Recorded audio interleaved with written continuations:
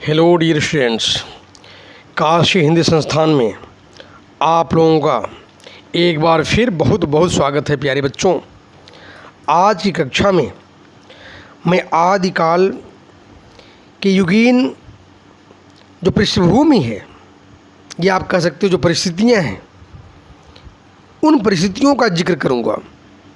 सबसे बड़ी बात है प्यारे बच्चों कि कोई भी काल हो, जब हम किसी काल का अध्ययन करते हैं, आदिकाल या अन्य किसी भी काल को, तो अगर जो भी छात्र परिस्थितियों का, उसके पृष्ठभूमि का अगर भली भांति अगर अवलोकन कर ले, उनको स्टडी कर ले, तो आप किसी भी कवि का मूल्यांकन या साहित्यिक जो स्वरूप है उसका सुंदर मूल्यांकन कर सकते हो।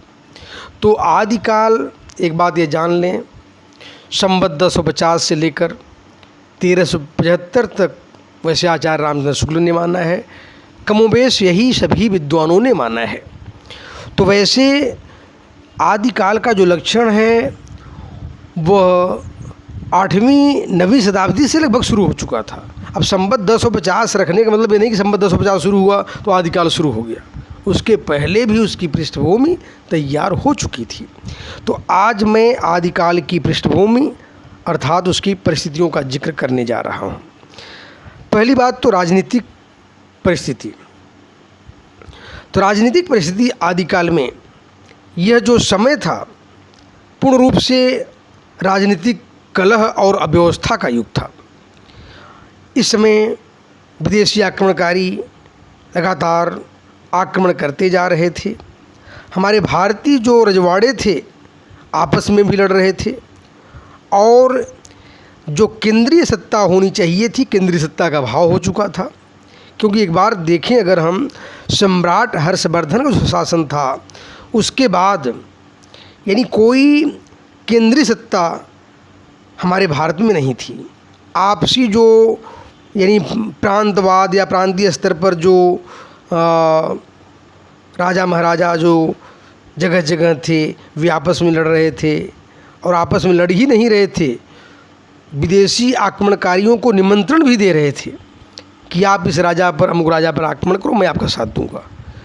तो ये आज ये फूट है हमारे समाज में।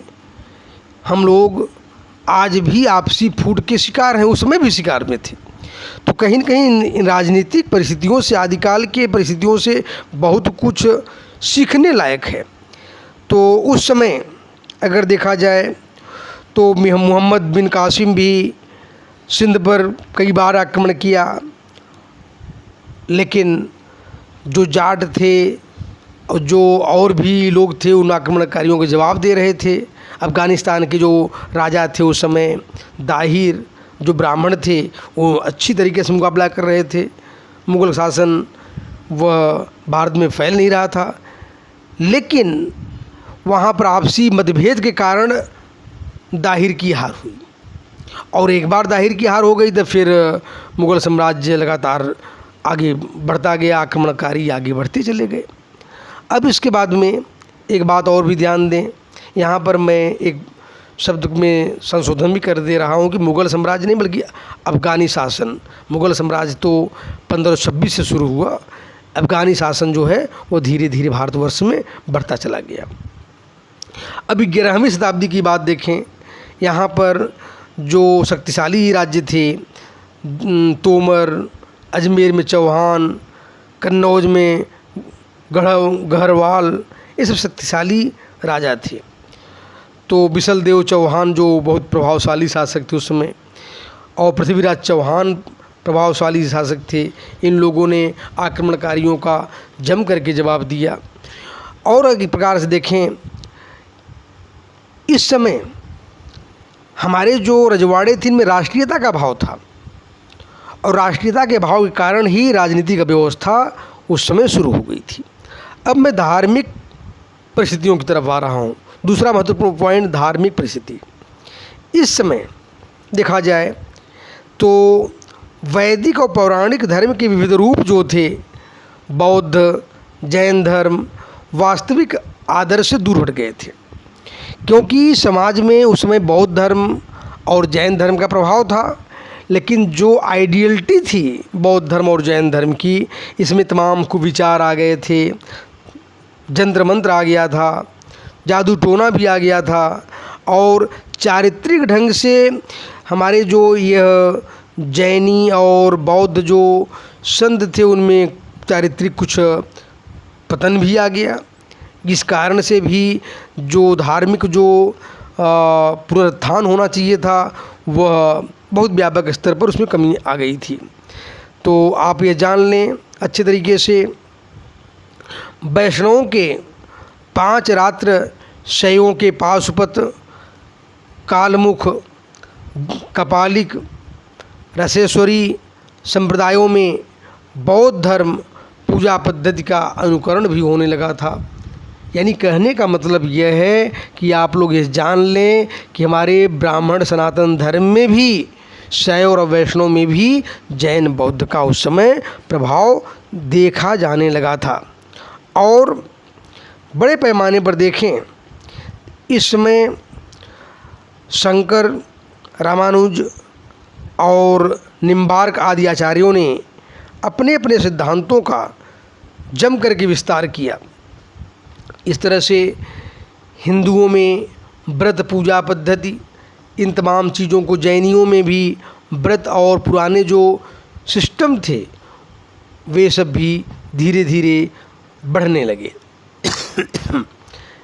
इस समय धीरे धीरे इस्लाम भी अपना पांव पसार रहा था उत्तर भारत में।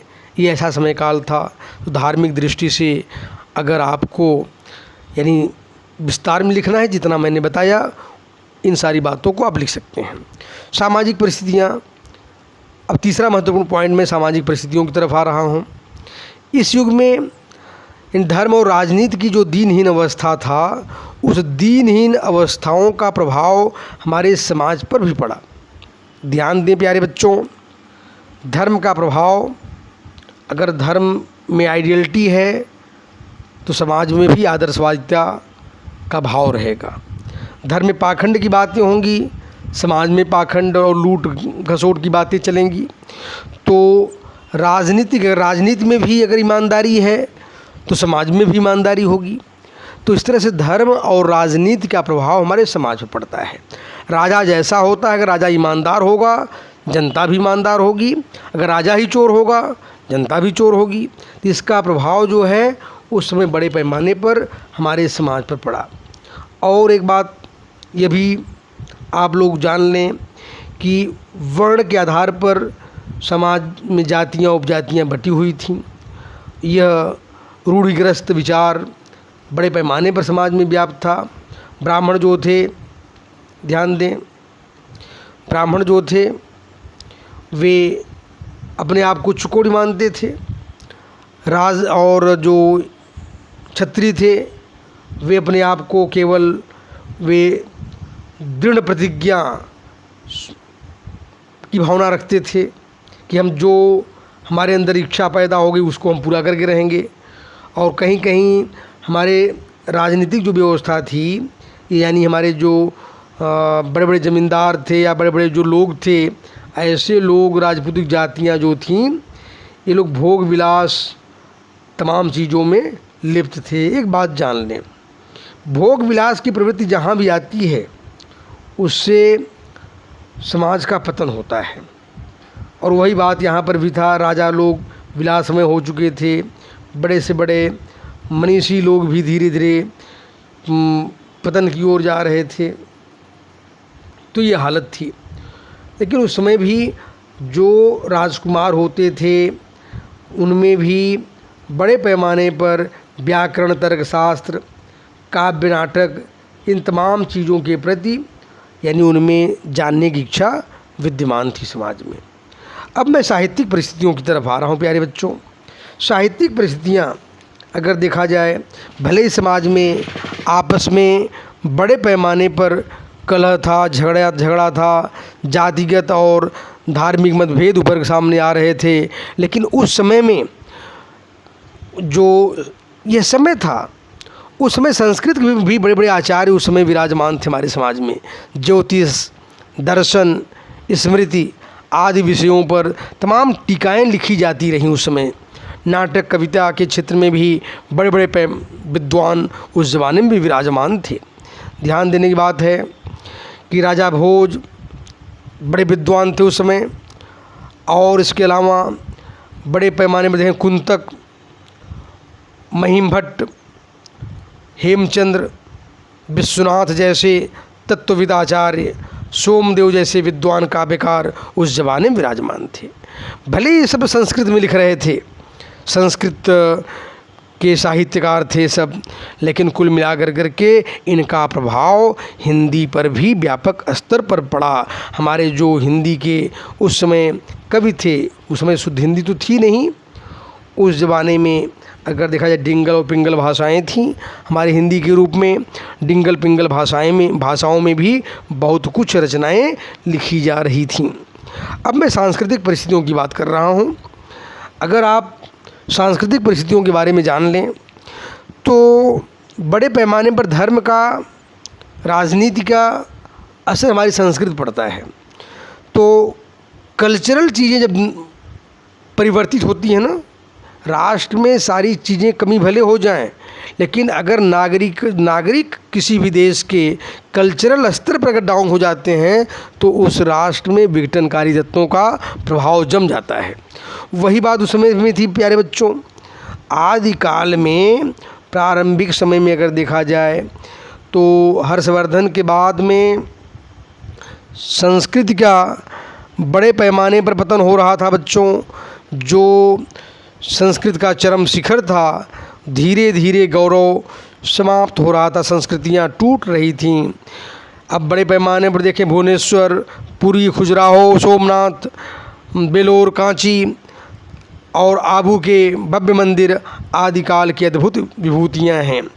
और उस ज़माने में इन मंदिरों में लोग बड़े पैमाने पर जाया करते थे। अरब के इतिहासकार बड़े पैमाने पर अलबरूनी हों, चाहे महमूद गज़नवी, इन मंदिरों की भव्यता और विशालता, धर्मानुप्राणता को देख करके आश्चर्यचकित रह गए कि भारतवर्ष में उस ज़माने में बड़े से बड़े मंदिर, यानी कल्चरल स्तर पर यह काफ़ी विकसित था भारत। यानी भारत के जो प्रांत थे, अलग अलग क्षेत्रों में कल्चरल स्तर पर भारत काफ़ी महान था। इसके बाद में 8वीं 9वीं शताब्दी में, यानी कुल मिलाकर के देखा जाए, धीरे धीरे भारतवर्ष में मुस्लिम आक्रांत वर्ग जो हैं वे अब धीरे धीरे उदारवादी विचारधारणा की ओर भी आगे बढ़ रहे थे। और मुस्लिम संस्कृति से भी हमारे देश की भारतीय संस्कृति अब धीरे धीरे प्रभावित होने लगी थी। चाहे वो भारत के उत्सव की बात हो, चाहे मेलों और त्योहारों की बात हो, वेशभूषा, आहार विहार तथा अन्य मनोरंजन के क्षेत्र में भी, हमारे भारतीय संगीत वगैरह, तबला वगैरह के क्षेत्र में, इन तमाम चीज़ों में यानी कुल मिलाकर के दो संस्कृतियों का संगम, भारतीय हमारी सनातन धर्म की संस्कृति और इस्लाम धर्म की संस्कृति का संगम हो रहा था। उस समय में दोनों संस्कृतियां एक दूसरे से यानी बड़ी लगाव में थीं, या यह कहा जाए कि दोनों संस्कृतियां एक दूसरे को आपस में कुछ लेन देन सांस्कृतिक स्तर पर चल रहा था। और इस प्रकार से अगर हम देखें तो कुछ कलाएं, भारतीय कला सांस्कृतिक क्षेत्र में, कुछ मुस्लिम कलाओं का भी यानी आदान प्रदान हुआ। तो बड़े पैमाने पर यह सांस्कृतिक स्तर पर देखा जाए परिवर्तन का समय था। अब मैं निष्कर्ष के रूप में अपने विचार को पेश कर दूं। कुल मिलाकर के निष्कर्ष के रूप में अगर देखा जाए, अगर इन तमाम चीज़ों को, सामाजिक परिस्थिति, राजनीतिक परिस्थिति, सांस्कृतिक परिस्थिति, इन तमाम परिस्थितियों को अगर हम ध्यान से अनुकरण करें तो इन परिस्थितियों को पढ़ने के बाद, समझने के बाद में, यानी कवियों के, उनके जो रचनाएं थी उसकी क्या विशेषता हो सकती हैं और साहित्यकार के क्या सिद्धांत, क्या कला हो सकते हैं, तो किसी भी काल को समझने के लिए पहला मापदंड, पहली सीढ़ी काल की परिस्थितियाँ या उसकी पृष्ठभूमि को समझना अत्यंत आवश्यक पड़ता है। इस प्रकार से मैं अपने आज की इस वीडियो को यानी आज की क्लास को समाप्त करने जा रहा हूँ। धन्यवाद प्यारे बच्चों।